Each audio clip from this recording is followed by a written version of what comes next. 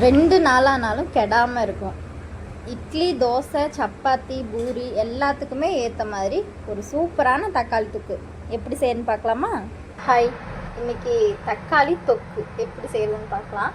இன்றைக்கி அர்ஜெண்ட்டாக நைட் திருவண்ணாமலை கிளம்புறோம். எக்ஸாக்ட்லி முன்னாடியே பிளான் பண்ணல, திடீர்னு பிளான் பண்ணது.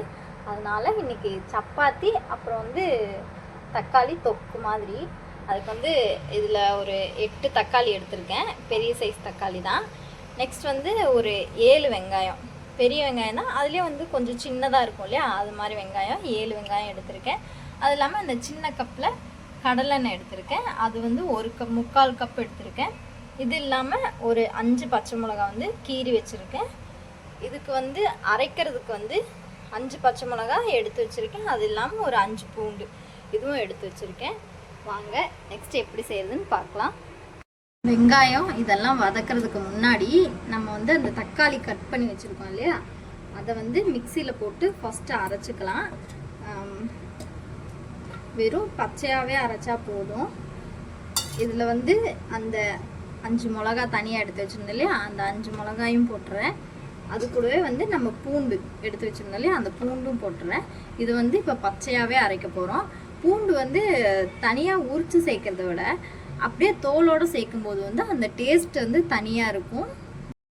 இப்போ நான் தண்ணி சேர்க்காம இந்த அளவுக்கு அரைச்சிட்டேன்.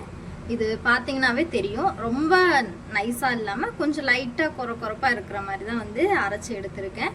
நெக்ஸ்ட் நம்ம வெங்காயத்தை வதக்கிடலாம்.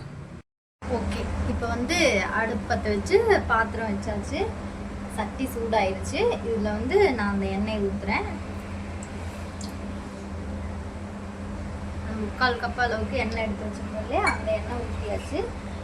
நெக்ஸ்ட் வெங்காயம்.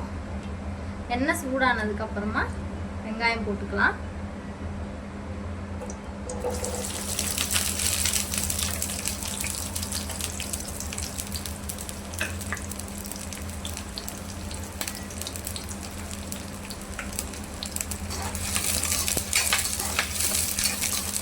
கொஞ்சம் லைட்டாக அப்படியே பரப்பி விடுங்க.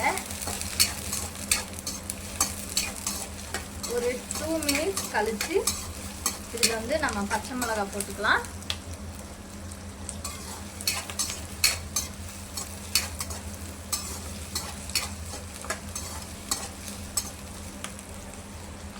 அஞ்சு பச்சை மிளகா கீரி எடுக்குது.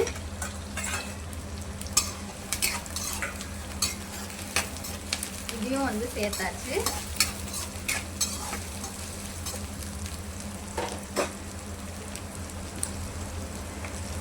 இந்த டைம்ல கருகாப்பித்தலை வச்சிருந்தோம் இல்லையா, கருவேப்பிலை, அதையும் போட்டுடலாம்.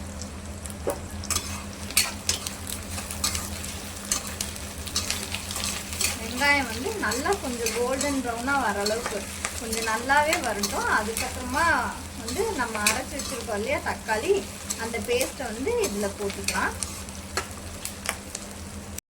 இப்போ பார்த்தீங்கன்னா தெரியும், இது வெங்காயம் நல்லா கோல்டன் ப்ரௌனியாக நல்லா வெந்துருச்சு. இந்த டைமில் நம்ம அரைச்சி வச்சிருக்கிற அந்த இதை ஊற்றிடலாம், தக்காளியை.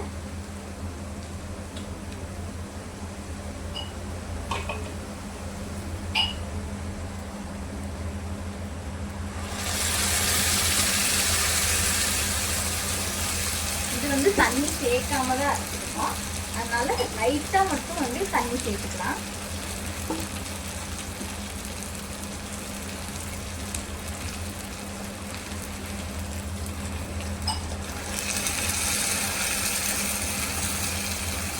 தக்காளி அரைச்சதை சேர்த்ததுக்கு அப்புறமா கொஞ்சமா தேவையான அளவு உப்பு சேர்த்துக்கலாம். உப்பு சேர்த்து லைட்டாக இதை கிளறி விடுங்க. கிளறி விட்டுட்டு அப்படியே கொஞ்சம் நல்லா கிளறி விட்டுட்டு அதுக்கப்புறமா இதை க்ளோஸ் பண்ணி வச்சிடலாம். ஒரு 10 நிமிஷம் க்ளோஸ் பண்ணி வைக்கலாம். அதுக்கப்புறமா பார்க்கலாம். இப்போ எந்த அளவுக்கு ஆயிருக்குன்னு ஓப்பன் பண்ணி பார்க்கலாம். நீங்கள் ஓப்பன் பண்ணி 10 நிமிஷத்துக்கு ஒரு டைம் பார்த்துக்கோங்க, இல்லைன்னா அடி பிடிச்சிடும். அதனால பார்த்து லைட்டாக இப்படி கிளறி விட்டுருங்க. இப்போ இன்னும் கொஞ்சம் நமக்கு கெட்டியாகணும், இல்லைன்னா சப்பாத்திக்கு நல்லா இருக்காது. இன்னும் ஒரு 10 நிமிஷம் இப்படியே க்ளோஸ் பண்ணி வச்சிடலாம். ஆனால் அந்த 10 நிமிஷத்துக்கு இடையிலையும் வந்து ஒரு டைம் இல்லை ஒரு 2 டைம் நீங்கள் வந்து ஓப்பன் பண்ணி கீழே அடி பிடிக்குதான்னு வந்து பார்த்துக்கோங்க. இது இப்படியே எண்ணெய் பிரிகிற வரைக்கும் வச்சாதான் வந்து நல்லாயிருக்கும். கொஞ்சம் நல்லா தொக்கு மாதிரியே இருக்கும். அதனால் இன்னும் கொஞ்சம் நேரம் ஒரு 10 நிமிஷம் இதை மறுபடியும் கிளறி விட்டுட்டு மூடி வச்சிடலாம்.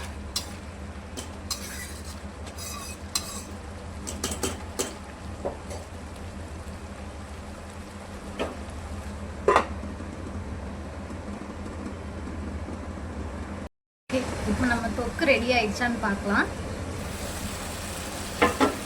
இது வந்து இடையில நான் ஒரு டைம் எடுத்து கிளறி விட்டேன், இல்லைன்னா வந்து அடி பிடிச்சிடும்.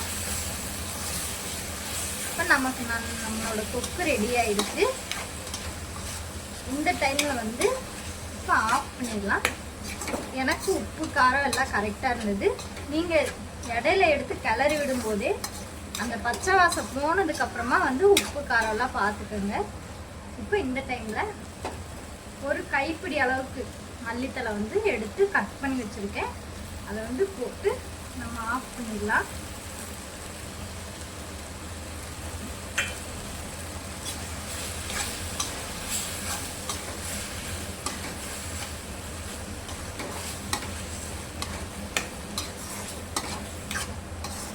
இப்போ நீங்கள் பார்த்தீங்கன்னா தெரியும் நம்ம அரைக்கும் போது எப்படி இருந்தது.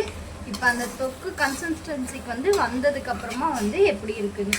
இது சப்பாத்தி, தோசை, இட்லி, பூரி எல்லாத்துக்குமே வந்து சாப்பிட்லாம். எல்லாத்துக்குமே வந்து டேஸ்ட்டாகவும் இருக்கும். அதனால் ஒரு டைம் உங்கள் வீட்டில் செஞ்சு பார்த்துட்டு இது எப்படி இருக்குன்னு கமெண்ட்டில் சொல்லுங்கள். நான் வந்து குக்கிங் வீடியோ போடுறது இல்லை, ஆனால் இன்றைக்கி டக்குன்னு கிளம்புனனால சரி ஈஸியாக செய்யலாமே அப்படிங்கிறனால இதை வந்து நான் உங்களுக்கு சொன்னேன்.